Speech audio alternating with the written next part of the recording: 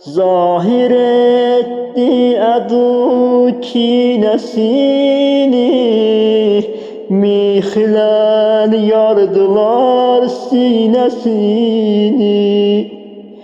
Odladı dergâhin ehli fitne, derk edip fikridir nesini, derk edip fikridir nesini.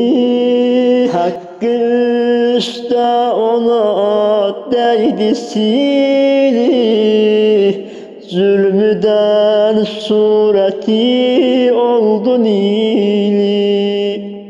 Her bela başına geldi döndü, gitti kavmi dağa dencileyli, gitti kavmi dağa dencileyli.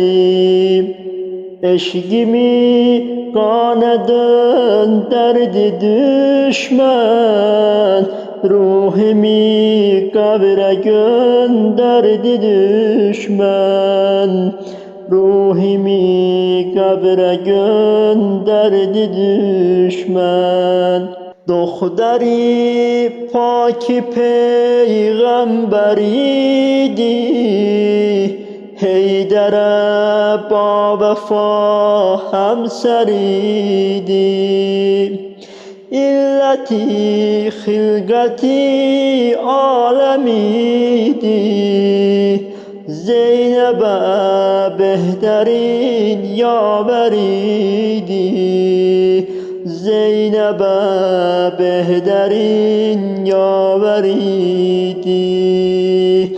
Eşkimi kana döndürdü düşman, ruhimi kabre gönderdi düşman, ruhimi kabre gönderdi düşman.